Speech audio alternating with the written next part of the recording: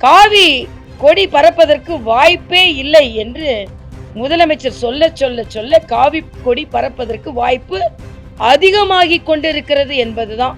ஸ்டாலின் சொல்றாரு இந்த போட்டி தமிழகத்திற்கும் டெல்லிக்கும் ஆனது என்று. இல்லை, இந்த போராட்டம் ஸ்டாலினுக்கும் பெண்களுக்குமானது.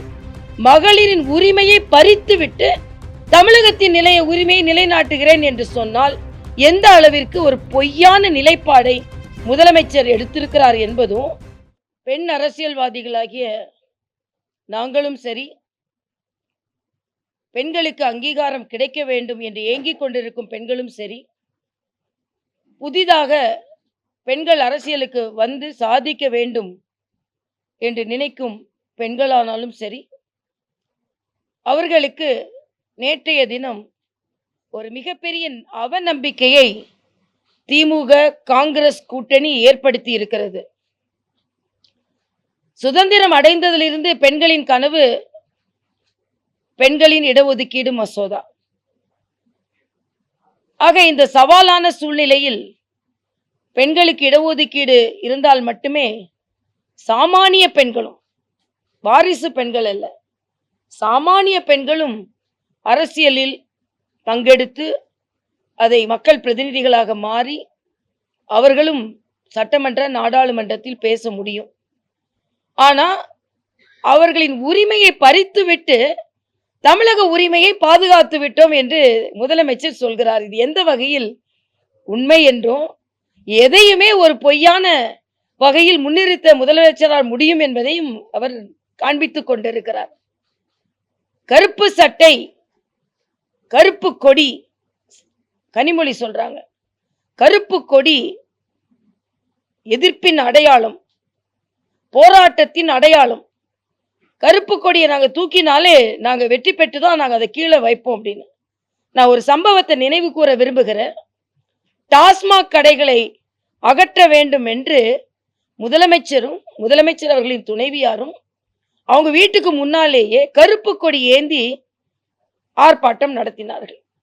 சகோதரி கனிமொழி அவர்களும் கருப்பு உடை அணிந்து ஆர்ப்பாட்டம் நடத்தினார்கள். அந்த கருப்பு ஆர்ப்பாட்டத்தின் பதில் என்ன, நிலை என்ன? ஆக நாங்கள் வெற்றி பெற்று விட்டு தான் அந்த கருப்பு கொடியை கீழே வைப்போம் என்று சொல்வது மட்டுமல்ல, காளியின் நிறம் கருப்பு என்று காளியை பற்றி சிந்திக்காதவர்களே சொல்லிக்கொண்டு காவி கொடி பறப்பதற்கு வாய்ப்பே இல்லை என்று முதலமைச்சர் சொல்ல சொல்ல சொல்ல காவி கொடி பறப்பதற்கு வாய்ப்பு அதிகமாகி கொண்டிருக்கிறது என்பதுதான். ஏனென்றால் கனிமொழி சொல்றாங்க பெண்களுக்கான வாய்ப்பு என்பது மணிக்கண்ணி, உதவித்தொகை. ஆனா அவங்களுக்காக பாதுகாப்பு எங்கோ போய்கொண்டிருக்கிறது, அவர்களுக்கான அங்கீகாரம் முடக்கப்பட்டு இருக்கிறது. அதனால ஸ்டாலின் சொல்றாரு இந்த போட்டி தமிழகத்திற்கும் டெல்லிக்கும் ஆனது என்று. இல்லை, இந்த போராட்டம் ஸ்டாலினுக்கும் பெண்களுக்குமானது. முதல்ல எவ்வளவு இடம் அப்படின்னு கேட்டாங்க. இப்ப அவர்களுக்கான இடம் உயர்த்தப்படும் என்று சொன்ன உடனேயே இடத்தை உயர்த்தாம ஏன் எங்களுக்கு கொடுக்கல அப்படின்னு இன்னொரு கேள்வி கேட்கிறாங்க. 2014 2019 நீங்க தானே ஆட்சிக்கு வந்தீங்க, ஏன் அப்ப அதை நிறைவேற்றல? நான் கேட்கிறேன் அவங்க கிட்ட, 18 ஆண்டுகள் நீங்க மத்திய அரசுல ஆட்சியில இருந்தீங்களே, அப்ப ஏன் அதை நிறைவேற்றவில்லை? அப்ப நீங்க மகளிருக்கு எதிரானவர்கள் தானே. இன்னும் சொல்ல போனா அது செயல் வடிவம் பெற்றதே மரியாதைக்குரிய பாரத பிரதமர் மோடி அவர்களால் தான். அதனால இந்த மகளிர் மசோதாவை மகளிரின் உரிமையை பறித்துவிட்டு தமிழகத்தின் உரிமையை நிலைநாட்டுகிறேன் என்று சொன்னால் எந்த அளவிற்கு ஒரு பொய்யான நிலைப்பாடை முதலமைச்சர் எடுத்திருக்கிறார் என்பதும், எதிர்கட்சியா இருக்கும் பொழுது சட்டமன்றத்திலிருந்து சட்டையை கிழித்திட்டு வந்து அரசியல் செய்தார். இப்பொழுது முதலமைச்சரா இருக்கும்போது கருப்பு சட்டையை போட்டுட்டு பெண்களை தோல்வி அடைய செய்து விட்டு அதை வெற்றியாக, யாராவது பெண்களுக்கு நடந்த அநீதியையும் பெண்கள் தோற்று போனதையும் தனது வெற்றியாக யாராவது கொண்டாடுவார்களா? தமிழக முதலமைச்சர் அதை கொண்டாடி கொண்டிருக்கிறார். அதனால் தமிழகத்தை சார்ந்த பெண்கள் மட்டுமல்ல, இப்பொழுது தேர்தல் நடக்கும் மாநிலங்களில் உள்ள பெண்கள் அனைவரும் தங்களது எதிர்ப்பை திமுக காங்கிரஸ் இண்டி கூட்டணிக்கு எதிராக வாக்களித்து அதை அவர்கள் எதிர்ப்பை தெரிவிக்க வேண்டும் என்பதுதான். நாங்க ஒரு நெரேட்டிவ் செட் பண்ணுவோம், அதுதான் சரி அப்படின்னு ஒரு ஆணவத்தோடு தமிழக முதலமைச்சர் பேசிக்கொண்டிருக்கிறார், நடந்து கொண்டிருக்கிறார். அதே மாதிரி அங்க மசோதா நடந்தது, பெண்களின் உரிமை மறுக்கப்பட்டிருக்கிறது. தமிழகத்தில் பாரதிய ஜனதா கட்சி மண்ணை கவியதுன்னு போடுறார். இங்கே உரிமையே பெண்களுக்கும் ஸ்டாலினுக்கும் தானே. இதுல பாஜக எங்க மண்ணை கவியது? நீங்க தான் பெண்களின் உரிமையை குறைத்து இருக்கிறீர்கள் என்பதுதான் இதுல நமக்கெல்லாம் வேதனையான ஒன்று. தமிழகத்திலிருந்து தேர்ந்தெடுக்கப்பட்ட பெண் பாராளுமன்ற உறுப்பினர்களே பெண்களுக்கான இடஒதுக்கீடை எதிர்ப்பது. இன்னொன்று சொல்றாங்க, நிறைய பேர் வந்துட்டா எங்களுக்கு பேச நேரம் கிடைக்காது என்று திமுகவே அங்கே பதிவு செய்திருக்கிறார்கள். அப்படி என்றால் நீங்கள் மட்டுமே பேசிக் கொண்டிருக்க வேண்டும். பெண்களின் குரல் கூடுதலாக பாராளுமன்றத்தில் ஒலிக்க கூடாது என்று நினைக்கிறீர்கள் என்றால் எந்த அளவிற்கு பெண்களை இன்னும் அடிமைகளாக நீங்கள் நினைத்துக் கொண்டிருக்கிறீர்கள் என்பதுதான். பெண்களின் குரல் ஒலிக்க கூடாது என்று நீங்கள் நினைத்துக் கொண்டிருக்கிறீர்கள் என்பதுதான். மரியாதைக்குரிய அமித்ஷா அவர்கள் மிக தெளிவாக எந்தெந்த கேள்விகள் கேட்கப்பட்டதோ அதற்கெல்லாம் பதில் சொன்ன பிறகும் அதையெல்லாம் காதில் வாங்கி கொள்ளாமல் இங்கே பெண்களின் உரிமை மறுக்கப்படும் பொழுது பட்டாசு வைத்து ஒரு முதலமைச்சர் கொண்டாடுகிறார் என்றால் இது பெண்கள் கவனித்து அவருக்கு எதிராக தனது கருத்தை பதிவு செய்ய வேண்டும் என்பது எனது கருத்து. ஒரு ராகுல் காந்தியை சொல்றாரோ, ராகுல் காந்தி வராரா இல்லையா அப்படின்னு ஒரே பிரச்சனையா இருந்து கொண்டிருக்கிறது. அதனால டெல்லியை வீழ்த்தது தமிழ்நாடுன்னா ப்ராபப்ளி செல்வ பெருந்தைகிட்ட கேட்டா தெரியும். டெல்லியை எப்படி வீழ்த்த முடியும்? பெண்களை வீழ்த்துவது டெல்லியை வீழ்த்துவதா? பெண்களுக்கும் ஸ்டாலினுக்கும் நடக்கிற போராட்டமே தவிர இது இப்படியே வேறுபாடு. அதாவது மரியாதைக்குரிய அமித்ஷா அவர்களும் பேசியிருக்கிறார், பிரதமர் அவரும் பேசி, எப்ப பார்த்தாலும் வடக்கு தெற்கு, வேறு மாநிலம் இந்த மாநிலம், தமிழ் வேறு மொழி, இப்படி வேறுபாடை பேசி பேசி பேசியே வேற்றுமையை விதைத்து கொண்டிருக்கிறார்கள். டெல்லி தமிழ்நாடு அப்படின்னு பேசுறது, மற்ற மாநிலங்கள் தமிழ்நாடுன்னு பேசுறது, பீகார் தமிழ்நாடுன்னு பேசுறது, எப்ப பார்த்தாலும் உத்தரப்பிரதேசத்தை சொல்றது. நம்ம நாட்டுக்குள்ள பெண்களுக்கு பாதுகாப்பு இல்லை. மயிலாப்பூர்ல போனாதாங்க தெரியுது எவ்வளவு மோசமான ஆட்சி நடந்திருக்கிறது என்று. குடிக்க தண்ணி கிடையாது, சாக்கடைகள் வழிந்து ஓடுகிறது, ஸ்டாம் வாட்டர் டிரைனேஜ் ஊழல் நடந்து அங்க ஒண்ணுமே நடக்கல. பக்கிங்ஹாம் கால்வாயிலிருந்து தண்ணி வெளியே வந்து குடிசைகளை மூழ்கடித்து கொண்டிருக்கிறது. எந்த விதத்திலும் நிர்வாகமே கிடையாது. ஆனா எப்ப பார்த்தாலும் ஒரு உருவகப்படுத்தி ஏதோ ஒரு பெரிய போர் நடக்கிற மாதிரி உருவகப்படுத்தி, அது தொகுதி மறுவரையா இருக்கட்டும், இல்லை என்றால் புதிய கல்விக் கொள்கையாக இருக்கட்டும், இல்லை என்றால் SIR இருக்கட்டும், எதையாவது ஒரு உருவகத்தை படுத்தி ஏதோ ஒரு தமிழகத்துக்கு எதிராக ஒரு போர் நடந்து கொண்டிருப்பதை போலவும் இவர்தான் போய் காப்பாற்றி கொண்டிருப்பதை போலவும் ஒரு நாடகத்தை ஆடிவிட்டு அடிப்படையில் தமிழகத்தில் உள்ள மோசமான ஆட்சியை மறைத்து கொண்டிருக்கிறார் என்பதுதான் எனது குற்றச்சாட்டு. இல்ல, முதலமைச்சர் ஒரு கேள்வி கேட்கிறேன், பெண்களின் உரிமை மறுக்கப்பட்டது வெற்றியா? பெண்கள் குரல் கூடுதல் குரல் பாராளுமன்றத்தில் ஒலித்திருக்குமே, அதை முடக்கி இருக்கிறீர்கள், இது வெற்றியா? வெற்றி என்றால் அதன் அர்த்தம் என்ன என்பதை நான் கேள்வி கேட்கிறேன். பெண்களுக்கு உரிமை சுதந்திரம் அடைந்து 75 வருஷங்களுக்கு பின்னால் பெண்களுக்கு ஒரு இடஒதுக்கீடு கிடைக்க இருந்தது. நான் கேட்கிறேன், நான் பஞ்சாயத்துல கொடுத்துட்டோம், அதுவும் சட்டமாக்கப்பட்டதுதான். ஆனா பாராளுமன்றத்தில், அதாவது மரியாதைக்குரிய பாரத பிரதமர் என்ன சொல்கிறார்? சட்டம் இயற்றக்கூடிய நிலையில் பெண்கள் இருக்க வேண்டும், முடிவு எடுக்கக்கூடிய நிலையில் பெண்கள் இருக்க வேண்டும், முடிவு எடுக்கக்கூடிய நிலையில் பெண்கள் இருக்க வேண்டும் என்று பாரத பிரதமர் சொல்கிறார். பெண்களின் அதிகாரம் முடிவுக்கு வர வேண்டும் என்று முதலமைச்சர் சொல்கிறார். அதாவது மரியாதைக்குரிய அமித்ஷா அவர்கள் மிக தெளிவாக சொல்லி இருக்கிறார்கள், சீட்டும் குறையாது, உரிமையும் குறையாது. இல்லை இல்லைன்னு சொல்லிக்கிட்டு இருக்கிறத இருக்கு இருக்கு நீங்களே சொல்லிக்கொண்டா எப்படி அப்படின்றதுதான் நம்மளோட கேள்வி. ஆக இல்லாத ஒன்றை உருவகப்படுத்தி கொண்டு அதை எதிர்த்து போராடி, அந்த இல்லாத ஒன்றை எதிர்த்து போராடி அதில் வெற்றியும் பெற்றுவிட்டேன் என்று கொண்டாடவும் தமிழக முதலமைச்சரால் மட்டும்தான் முடியும் என்பது எனது கருத்து. அப்ப நான் கேட்கிறேன், இலங்கையில பல தமிழர்கள் இவங்க ஆட்சியிலேயே சுட்டு கொல்லப்பட்ட போது தமிழரை நினைச்சாரா வேற எதா நினைச்சாருங்க? இங்க ஸ்டாலின் என்ன நினைச்சாரு? தமிழரை நினைச்சாரா எதா நினைச்சாருன்னு கேட்கிற. இவங்க மத்தியில ஆட்சியில இருக்காங்க, திமுக மாநிலத்துல ஆட்சியில இருக்குது. இலங்கையில சுட்டு கொல்லப்பட்டவர்கள் தமிழர்கள். அப்ப எதா உங்களை உருவகப்படுத்தி கொண்டீர்கள் என்று நான் கேட்கிறேன். இப்ப சும்மா தமிழர்கள் என்று டிராமா போட்டுக்கொண்டா மக்கள் நம்பி விடுவார்கள் என்று நினைத்துக் கொண்டிருக்கிறார்கள். இது முடியாது என்பது எனது கருத்து. காங்கிரஸ் நீடிக்குமான்னு அவர்கிட்ட கேட்க சொல்லுங்க.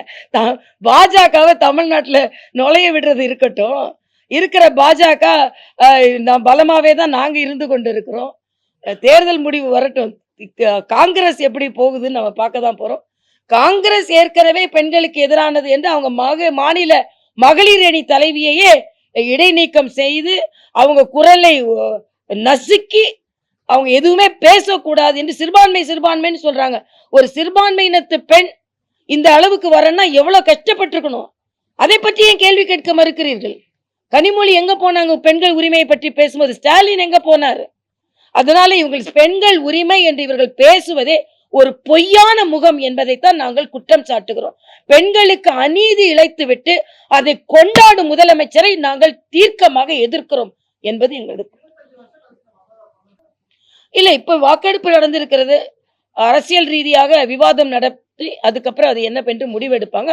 ஆனா இம்மீடியட்டா அது தோற்கடிக்கப்பட்டிருப்பதனால் வாய்ப்புகள் மிக குறைவாகத்தான் இருக்கிறது. பெண்களுக்கும் வாய்ப்புகள் குறைவாகத்தான் கிடைக்கும். இது மன்னிக்க முடியாத குற்றம். ஜனநாயக நாட்டில் சரிபாதியாக இருக்கின்ற பெண்களுக்கு உரிமை எதிர்கட்சிகளான காங்கிரஸ், திமுக போன்ற கட்சிகளால் மறுக்கப்பட்டிருக்கிறது. பெண்களின் உரிமை குரலை நசுக்கி இருக்கிறது என்று தான் நேரடியான குற்றச்சாட்டை நாங்கள் வைக்கிறோம். நீங்க 1000 கருத்து சொல்லலாம். நாங்க தமிழகத்தோட அப்ப பெண்களின் உரிமையை மறுத்து விட்டு தமிழகத்தின் உரிமையை பாதுகாக்கிறீர்களா? என்னோட முதல் கேள்வி. இரண்டாவது, 2014 19 ஏன் பாஜக கொண்டு வரல என்று கேட்கின்ற நீங்கள் பல ஆண்டுகள் மத்தியில் நீங்கள் கூட்டணி ஆட்சியில் இருந்தீர்களே, அப்பொழுது ஏன் பெண்கள் மசோதா பற்றி எந்த கவலையும் கொள்ளவில்லை? கொண்டு வரும்பொழுதெல்லாம் அதை எதிர்த்து வாஜ்பாய் அவர்கள் ஆட்சி செய்யும் பொழுது 4 முறை கொண்டு வர முயற்சி செய்தார். ஆக இப்படி இருக்கும் பொழுது உள்ள இருந்துகிட்டே அப்போ நீங்க எதுக்குதான் செஞ்சீங்க? நிச்சயமாக தமிழகத்து பெண்கள் இதற்கு தக்க பதிலடியை 2026 தேர்தலில் கொடுக்க வேண்டும் என்பது எனது. அவங்க எதிர்க்கிறது அப்படின்னா பெண்களை எதிர்க்கிறாங்க. அதுக்கு ஒரு காரணம் சொல்றாங்க. நான் இன்னொரு கேள்வி கேட்கிறேன். நீங்க சரி, நீங்க எதையுமே கிளப் பண்ணாம நீங்க கொண்டு வரல. இப்ப நீங்க இடம் குறைஞ்சிரும்னு சொன்னீங்க. இடம் குறையாதுன்றதுக்கு நாம கூட 20 சீட் வரும்னு சொல்றோம். 20 சீட் அதிகம் வந்து எங்களுக்கு பேச இடம் கிடைக்காது, நேரம் கிடைக்காதுன்னு சொல்றீங்க. இப்ப என்ன சொல்றீங்க? இல்ல அதே இடத்துக்குள்ள கொண்டு வான்றீங்க.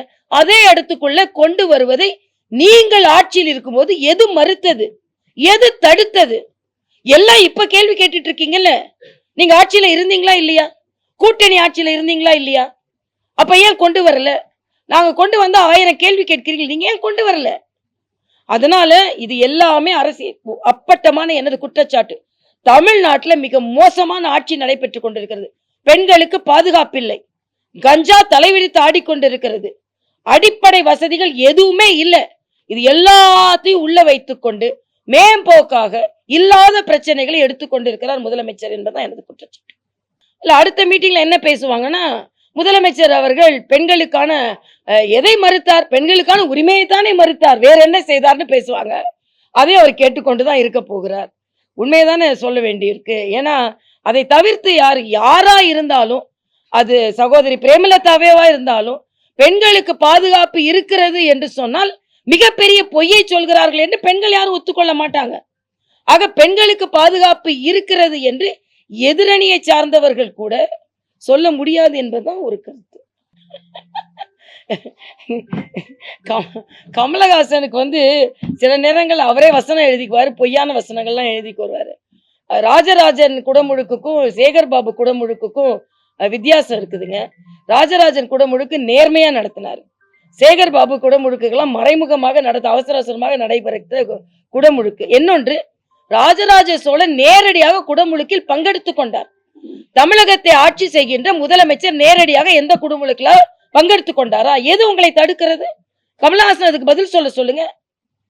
ஏதோ ராஜ்யசபா சீட் கொடுத்துட்டாங்கன்றதுக்காக இன்னும் எவ்வளவெல்லாம் பேச போறாரோ, எவ்வளவு நம்ம கேட்க போறோமோ, நமக்கு பயமா இருக்கு. அவ்வளவுதான்.